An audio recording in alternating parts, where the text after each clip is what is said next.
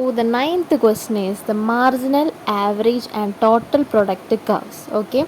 അപ്പം M P A P and T പിനെ പറ്റിയിട്ടാണ് പറഞ്ഞത്. Encountered by the firm producing in the short run. Okay, short റണ്ണിൽ exhibit all of the following relations exhibit ചെയ്യുന്നുണ്ട്, except ഒന്നൊഴിച്ച് ബാക്കി എല്ലാ റിലേഷൻസും ഇവർ ചെയ്യുന്നുണ്ട്. അപ്പം നമുക്ക് നോക്കാം. മറ്റേതില്ലേ ഷോർട്ട് റൺ ആണല്ലോ. അപ്പോൾ മറ്റേ first stage, second stage, third stage എന്നൊക്കെ പറഞ്ഞിട്ടൊരു ഗ്രാഫ് വരച്ചിട്ടുണ്ടായിരുന്നില്ലേ, ആ ഗ്രാഫാണ് നമ്മൾ ഇവിടെ ഒന്ന് വരച്ച് നോക്കേണ്ടത്. സിമ്പിളായിട്ട് വരച്ച് നോക്കിയാൽ മതി, അപ്പോൾ കിട്ടും. അല്ലാന്നുണ്ടെങ്കിൽ അത് കൃത്യമായിട്ട് ഓർമ്മയുള്ളൊരു കുട്ടിക്കാണെങ്കിൽ അവൻ വരയ്ക്കേണ്ട ആവശ്യമൊന്നുമില്ല. അപ്പോൾ നമുക്ക് എന്തായാലും വായിച്ചു നോക്കാം. ആ ഒരു ഫോൾസ് ആയിട്ടുള്ള സ്റ്റേറ്റ്മെൻ്റ് ആണ് എടുക്കേണ്ടത്.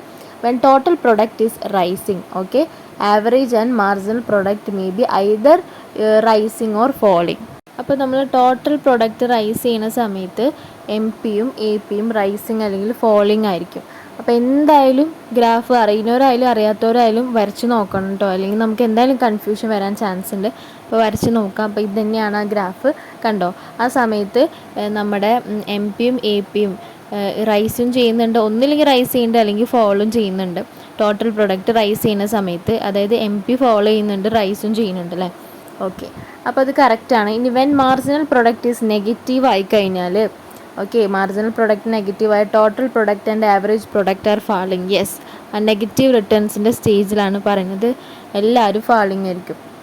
When average product is at maximum, okay, marginal product equals average product and the total product is rising. Correct അല്ലേ. ആവറേജ് പ്രൊഡക്റ്റ് മാക്സിമം ആകുമ്പോഴാണ് മാർജിനൽ പ്രൊഡക്റ്റുമായി ഈക്വൽ ആവുന്നത്. ആ സമയത്ത് ടോട്ടൽ പ്രൊഡക്റ്റ് എന്ന് പറഞ്ഞത് റൈസിങ് ആയിരിക്കും. ഓക്കെ, ടോട്ടൽ പ്രൊഡക്റ്റ് മാക്സിമം ആയിട്ട് ഈ സ്റ്റേജ് 2 കടക്കുമ്പോഴാണ്, സ്റ്റേജ് 2 കഴിയുമ്പോഴാണ് ടോട്ടൽ പ്രൊഡക്റ്റ് മാക്സിമം ആണ്. സ്റ്റേജ് 3യിലാണ് ടോട്ടൽ പ്രൊഡക്റ്റ് ഫോൾ ചെയ്യുന്നത്, അതുവരെയും ടോട്ടൽ പ്രൊഡക്റ്റ് റൈസിങ് ആയിരിക്കും. അപ്പം ഈ ഡി എൻ ആയിരിക്കും ആൻസർ. വി വാണ്ട് ദാറ്റ് തെറ്റുത്തരം, right. So when marginal product is at maximum, അപ്പോൾ പോയിൻ്റ് ഓഫ് ഇൻഫ്ലക്ഷൻ, അല്ലാതെ വേറെ എന്തെങ്കിലും പറഞ്ഞാൽ എന്തെങ്കിലും ഉടായ്പായിരിക്കും. Average product equals marginal product, നല്ല കാര്യമായി. മാർജിനൽ പ്രൊഡക്റ്റ് മാക്സിമം ആകുമ്പോൾ അല്ല, ആവറേജ് പ്രൊഡക്റ്റ് മാക്സിമം ആകുമ്പോഴാണ്. And total product is rising എന്നാണ് പറയുന്നത്, അല്ല. മാർജിനൽ പ്രൊഡക്റ്റ് മാക്സിമം ആകുമ്പോൾ അവിടെ ഒരു പോയിൻ്റ് ഓഫ് ഇൻഫ്ലക്ഷൻ, അല്ലാതെ വേറെ ഒന്നും സംഭവിക്കുന്നില്ല. അവിടെ ഒന്നും ഇവിടെ ഇൻ്റർസെക്ഷൻ അല്ലെങ്കിൽ ടാൻജൻസി പോയിൻ്റായിട്ട് ഇൻ്റർസെക്റ്റ് ഒന്നും ചെയ്യുന്നില്ല. The correct answer is option D. And the 10th question is to economist. The main difference between the short run and the long run is that. എന്താണ് മെയിൻ ഡിഫറൻസ് എന്ന് പറഞ്ഞാൽ, short run production ഫംഗ്ഷനിൽ ഒരു factor fixed ആയിരിക്കും അല്ലേ, ബാക്കിയുള്ളതൊക്കെ variable ആയിരിക്കും. അതാണ് main difference between short run production ഫംഗ്ഷനും ലോങ് റൺ പ്രൊഡക്ഷൻ ഫംഗ്ഷനും. അപ്പോൾ അങ്ങനെ നോക്കുകയാണെങ്കിൽ ഫസ്റ്റത്തെ ഓപ്ഷൻ വായിച്ച് നോക്കിയാൽ നമുക്ക് മനസ്സിലാകും. In the short run all inputs R fixed while in the long run all inputs R variable. അപ്പോൾ കണ്ടോ, ഓൾ ഇൻപുട്സ് ആർ ഫിക്സ്ഡ് എന്ന് ഷോർട്ട് റണ്ണില്ലേ. പിന്നെ അങ്ങനെയൊന്നുമില്ല, അറ്റ്ലീസ്റ്റ് ഒരെണ്ണെങ്കിലും ഫിക്സ്ഡ് ആക്കിയാൽ മതി, ബാക്കിയുള്ളതൊക്കെ വാരി ചെയ്യാൻ പറ്റും. ഇവിടെ എല്ലാതും ഫിക്സ്ഡ് എന്നാണ് പറഞ്ഞത്, അപ്പോൾ അത് തെറ്റാണ്. In the short run the firm varies all its input എന്ന് to find the least cost. All its ഇൻപുട്ടൊന്നും എന്ത് ചെയ്യില്ല, വാരി ചെയ്യില്ല, ഒരെണ്ണം എന്തായാലും ഫിക്സ്ഡ് ചെയ്ത് വെക്കും. അപ്പോൾ തേർഡ് സി നോക്കിയേ, in the short run at least one, at least എന്ന് പറഞ്ഞാൽ ഫ്രേസ് ഇമ്പോർട്ടൻ്റ് ആണ്. അറ്റ്ലീസ്റ്റ് എന്ന് പറഞ്ഞാൽ ഏതെങ്കിലും ഓപ്ഷൻ കണ്ടാൽ അത് തന്നെയായിരിക്കും മോസ്റ്റ് പ്രോബബ്ലി, അത് തന്നെയായിരിക്കും ആൻസർ ആയിട്ട് വരിക. At least one of the firm's input level is fixed ആയിരിക്കണം എന്ന്. ഇതാണ് ഇവർ തമ്മിലുള്ള മെയിൻ ഡിഫറൻസ്, ഷോർട്ട് റണ്ണും ലോങ് റണ്ണും. അപ്പോൾ അത് തന്നെയാണ് ആൻസർ. ഓക്കെ, അപ്പോൾ 11th question, which of the following is the best definition of production function. ഇപ്പോൾ ഫസ്റ്റ് ഓപ്ഷൻ നോക്കുമ്പോൾ ദ റിലേഷൻഷിപ്പ് ബിറ്റ്വീൻ മാർക്കറ്റ് പ്രൈസും ക്വാണ്ടിറ്റി സപ്ലൈഡ്. പ്രൊഡക്ഷൻ എന്ന് പറഞ്ഞാൽ ഇൻപുട്ടും ഔട്ട്പുട്ടും തമ്മിലുള്ള relationship between firms total revenue. The C നോക്ക്, the relationship between the quantities of inputs needed to produce a given level of output, അത് ഓക്കെയാണ്. ഡി നോക്കിയാൽ relationship between the quantity of input and the firm's marginal cost of production. അല്ലല്ല. So ഇൻപുട്ടും ഔട്ട്പുട്ടും തമ്മിലുള്ള റിലേഷൻ. So that is C, option C ആണ് answer. ഇനി the law of diminishing returns. ഇപ്പോൾ ഡിമിനിഷിങ് റിട്ടേൺസ് എന്ന് പറഞ്ഞാൽ എന്താണ്, ഷോർട്ട് റൺ പ്രൊഡക്ഷൻ ഫംഗ്ഷനെയല്ലേ പറയുന്നത്. പിന്നെ ഡിമിനിഷിങ് റിട്ടേൺസ് ടു സ്കെയിൽ എന്നായിരുന്നെങ്കിൽ, സ്കെയിൽ എന്ന് പറഞ്ഞൊരു വേർഡ് ഉണ്ടെങ്കിൽ ലോങ് റൺ ആയനെ. ഇവിടെ ലോ ഓഫ് ഡിമിനിഷിങ് റിട്ടേൺസ്, ആ സ്റ്റേജ് 2 ഉണ്ടല്ലോ ഇൻ ദ ഷോർട്ട് റണ്ണിലത്തെ, അത്. അപ്പം ഓപ്ഷൻ എയിൽ നോക്കിയത് short run but not the long run. Okay, അതാണ് ആൻസർ. ഇനി the thirtieth question is diminishing returns occur. എപ്പോഴാണ് ഡിമിനിഷിങ് റിട്ടേൺസ് വരികയെന്ന്. നമ്മുടെ സ്കെയിൽ എന്ന് പറഞ്ഞ വേർഡ് ഇല്ലാത്തതുകൊണ്ട് തന്നെ അത് ആ ഒരു stage 2 of the short run production ഫംഗ്ഷനാണ്. അപ്പോൾ നമുക്ക് നോക്കാം. അതിന് മുമ്പ് എന്തുകൊണ്ടാണ് ഇതിന് ഡിമിനിഷിങ് റിട്ടേൺസ് എന്ന് പേര് വരാൻ കാരണം? മാർജിനൽ റിട്ടേൺസ് അല്ലെങ്കിൽ മാർജിനൽ പ്രൊഡക്റ്റിനെ ബേസ് ചെയ്തിട്ടാണ് അല്ലേ. ഇൻക്രീസിങ് റിട്ടേൺസ് ആണ്, ഡിക്രീസിങ് റിട്ടേൺസ് ആണ്, അല്ലെങ്കിൽ ഡിമിനിഷിങ് റിട്ടേൺസ് ആണ്, അതുപോലെ തന്നെ നെഗറ്റീവ് റിട്ടേൺസ് ആണെന്ന് നമ്മൾ പറയുന്നത് അല്ലേ. അപ്പം ഇവിടെ ഡിമിനിഷിങ് റിട്ടേൺസ് എന്ന് പറയാൻ കാരണം എന്താണ്?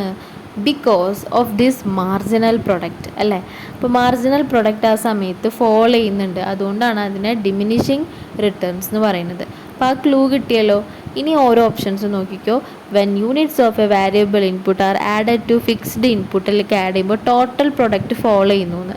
ഇല്ല, ടോട്ടൽ പ്രൊഡക്റ്റ് ഫോളോ ചെയ്യാൻ തുടങ്ങിയിട്ടില്ല. ഈ സ്റ്റേജ് 2 എൻഡ് ചെയ്യുന്ന സമയത്ത് ടോട്ടൽ പ്രൊഡക്റ്റ് മാക്സിമത്തിൽ നിൽക്കുന്നത്. പിന്നെ നെക്സ്റ്റ് ബി നോക്കിയാൽ when units of variable input are added to a fixed input okay the marginal product falls. അതാണ് ആൻസർ. ഡിമിനിഷിങ് റിട്ടേൺസിന് പേര് വരാൻ കാരണം തന്നെ ഈ മാർജിനൽ പ്രൊഡക്റ്റ് അല്ലെങ്കിൽ മാർജിനൽ റിട്ടേൺസ് ഡിമിനിഷ് ചെയ്യുന്നതുകൊണ്ടാണ്, അല്ലെങ്കിൽ ഫോളോ ചെയ്യുന്നതുകൊണ്ടാണ്. അതാണ് ആൻസർ വരിക. ഇനി use the following information to answer 14 to 16th question വരെ ആൻസർ ചെയ്യണം.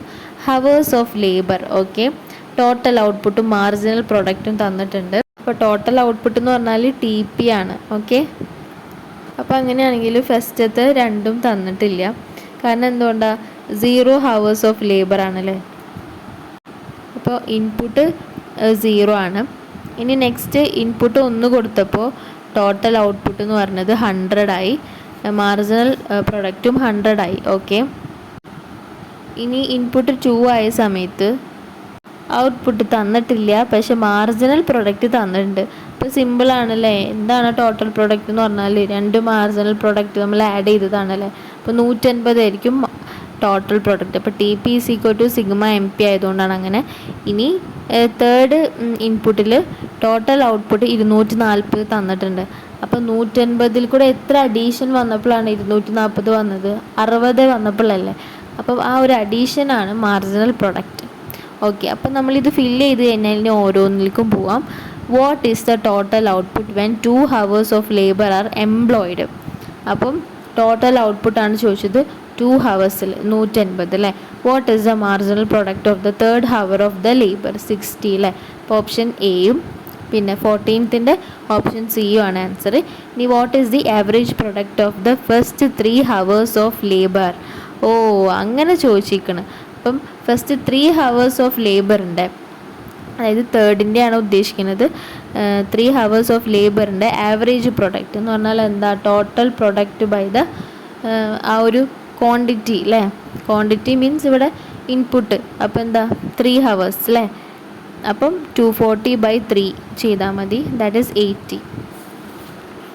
ഇനി നെക്സ്റ്റ് ആണ് which cost increases continuously with the increase in production? Yes, variable cost ആണ്. ഞാൻ പറഞ്ഞു അടുത്ത് വാരിയബിൾ കോസ്റ്റ് ആണ്. ഇനി which of the following cost curve is never U shaped? U shaped അല്ലാത്തത് ഏതാണെന്നാണ് ചോദിക്കുന്നത്. Average cost curve U shaped ആണ്. കോസ്റ്റ് എന്നുള്ള പേരിലത്തെ ആ സീനം ഇങ്ങോട്ട് തിരിച്ച് യു പോലെ ഇടുമ്പോഴാണ് കോസ്റ്റ് കർവ് യു ഷേപ്ഡ് ആവണേന്നൊക്കെ ഞാൻ ക്ലൂ രീതിയിലൊക്കെ പറഞ്ഞു തന്നിട്ടുണ്ടായിരുന്നു അല്ലേ. കാരണം ആവറേജ് പ്രൊഡക്റ്റിൻ്റെ കർവിന് ആയിട്ട് തെറ്റാണ്ടിരിക്കാനാണ് അങ്ങനെ പറഞ്ഞു തന്നത്. പിന്നെ മാർജിനൽ കോസ്റ്റ് കർവും യു ആണ്. പിന്നെ ആവറേജ് വാരിയബിൾ കോസ്റ്റ് കർവും യു പോലെ തന്നെയാണ്. ഇനി ആവറേജ് ഫിക്സ്ഡ് കോസ്റ്റ് കർവാണ് ഇങ്ങനെ പൊയ്ക്കൊണ്ടിരിക്കുന്നത്, റെക്റ്റാങ്കുലർ ഹൈപ്പർബോള ആയിട്ട് പൊയ്ക്കൊണ്ടിരിക്കുന്നത്. അപ്പം അതാണ് ആൻസർ. എന്തായിരുന്നു ചോദ്യം? നെവർ യു ഷേപ്പ് ആവാത്തത് അല്ലേ, അതാണ് AFC കർവ്. ഇനി നെക്സ്റ്റ് ആണ് total cost in the short run. Okay, is classified into fixed cost and variable cost. Okay, which one of the following is a variable cost? ഏതാണ് variable cost എന്നാണ് ചോദിച്ചിട്ടുള്ളത്. അതായത് പെട്ടെന്ന് vary ചെയ്തുകൊണ്ടിരിക്കുന്നത്. Cost of raw material, yes, അത് തന്നെയാണല്ലേ variable cost. Cost of equipment ഉണ്ട്, അതെന്ന് പറഞ്ഞാൽ ഫിക്സ്ഡ് അല്ലേടാ. പിന്നെ interest payment on past borrowings, interest ഇങ്ങനെ ഫിക്സ്ഡ് ആയിട്ട് എല്ലാ മാസവും ഇങ്ങനെ അടച്ചുകൊണ്ടേയിരിക്കും. Payment of rent on building, അതും ഫിക്സ്ഡ് ആണല്ലേ, അല്ലേ? അല്ലേ കുട്ടിയെ, അതും ഫിക്സ്ഡ് തന്നെയല്ലേ. റെൻറ്റ് എല്ലാ മാസവും 7000 രൂപ ഫിക്സ്ഡ് അല്ലേ? ഓക്കെ. അപ്പം കോസ്റ്റ് ഓഫ് റോ മെറ്റീരിയൽ ആണ് എപ്പോഴും മാറിക്കൊണ്ടിരിക്കുന്നതൊക്കെ.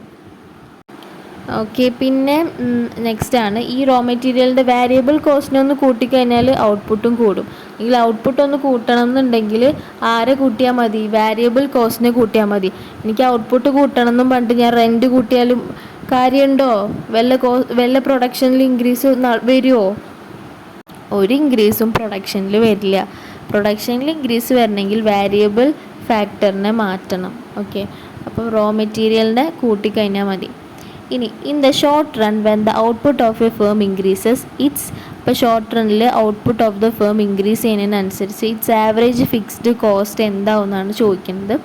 ഇപ്പം ആവറേജ് ഫിക്സ്ഡ് കോസ്റ്റ് എന്താവാനാണ്? അതെപ്പോഴും ഡിമിനിഷ് ചെയ്തുകൊണ്ടിരിക്കും അല്ലേ? ഡിക്രീസസ് ആയിരുന്നു അല്ലേ? ഞാൻ അന്ന് തന്നെ പറഞ്ഞു തന്നിട്ടുണ്ടായിരുന്നു. അതിൻ്റെ ഷേപ്പ് തന്നെ ഇങ്ങനെ റെക്റ്റാങ്കുലർ ഹൈപ്പർബോള ആവാൻ കാരണം അതിങ്ങനെ ഡിക്രീസ് ചെയ്തുകൊണ്ടേയിരിക്കും. കാരണം അത് ഫിക്സ്ഡ് ആയിട്ടുള്ള കോസ്റ്റ് അല്ലേ. അപ്പോൾ അതിങ്ങനെ ഫിക്സ്ഡ് ആയതുകൊണ്ട് തന്നെ പ്രൊഡക്ഷൻ കൂടുന്നതിനനുസരിച്ച് ആ പെർ കോസ്റ്റ് ആണല്ലോ ആവറേജ് എന്ന് പറഞ്ഞാൽ, അതിങ്ങനെ കുറഞ്ഞു കുറഞ്ഞു വരും. ഇനി which one of the following is also known as planning curve? അതിന് തന്നെയാണ് long run average cost curve എന്ന് പറയുന്നത് അല്ലേ. അതുപോലെ തന്നെ അതിന് എൻവലപ്പ് കർവ് എന്നും പറയും. ലോങ് റൺ ആവറേജ് കോസ്റ്റ് കർവാണ്, മറക്കരുത്. ടോട്ടൽ കോസ്റ്റ് കർവ് ഒന്നല്ല, ലോങ് റൺ ആവറേജ് കോസ്റ്റ് കർവാണ്. അതെന്ന് പറഞ്ഞാൽ എൻവലപ്പ് ചെയ്തിട്ടുള്ളത് ഷോർട്ട് റൺ ആവറേജ് കർവുകൾ കൊണ്ടാണല്ലേ. ഓക്കെ. ഇനി നെക്സ്റ്റ് ആണ് if a firm moves from one point on a production isoquant to another, okay, which of the following will not happen? അപ്പോൾ output change ആവുന്നതാവും ഹാപ്പൻ ആവാത്തത്. ഓക്കെ, അതല്ല ചോദിച്ചിട്ടുള്ളത്. അപ്പോൾ which one of the following will not happen? ഒരിക്കലും happen ചെയ്യാത്തത്. പിന്നെ ഐസോകോണ്ട് curve എന്ന് പറഞ്ഞാൽ ഏത് കോമ്പിനേഷൻ എടുത്താലും സെയിം ഔട്ട്പുട്ട് അല്ലേ. അപ്പം a change in the level of ഔട്ട്പുട്ടാണ് ഉദ്ദേശിക്കുന്നത്. ടോപ്പ് ഓപ്ഷൻ ഡി ആണ് ആൻസർ വരിക. ബാക്കി അവിടെ എഴുതിയിരിക്കുന്നത് മുഴുവനും ശരിയായിട്ടുള്ള കാര്യങ്ങളാണ് കേട്ടോ. അപ്പം change in the marginal rate of technical substitution സംഭവിക്കും അല്ലേ. ആദ്യം ചേഞ്ച് എന്ന് പറയുന്നത് 5 ഒക്കെ ആയിരിക്കും സബ്സ്റ്റിറ്റ്യൂട്ട് ചെയ്യുന്നത്. പിന്നെ സബ്സ്റ്റിറ്റ്യൂട്ട് ചെയ്യുന്നത് കുറയും, 3 പിന്നെ 2 അങ്ങനെയൊക്കെ ആയി വരും. അപ്പോൾ ചേഞ്ച് എന്തായാലും ഉണ്ടായിരിക്കും MRTSൽ.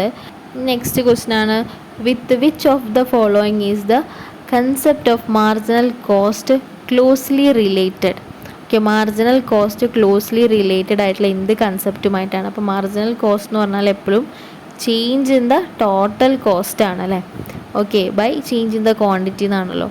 അപ്പം ആ ചേഞ്ച് ഇൻ ദ ടോട്ടൽ കോസ്റ്റിൻ്റെ കാരണം എന്തുകൊണ്ടാണ്? ചേഞ്ച് വരുന്നതിൻ്റെ കാരണം എന്തുകൊണ്ടാണ്? വാരിയബിൾ കോസ്റ്റിൽ ചേഞ്ച് വരുമ്പോഴല്ലേ. അപ്പോൾ വാരിയബിൾ കോസ്റ്റിൽ ചേഞ്ച് വരുമ്പോഴാണ് മാർജിനൽ കോസ്റ്റൊക്കെ ഉണ്ടാവേണ്ടത് തന്നെ. അപ്പോൾ വാരിയബിൾ കോസ്റ്റുമായിട്ടാണ് concept of marginal cost closely related. ഇനി which of the following statement is correct?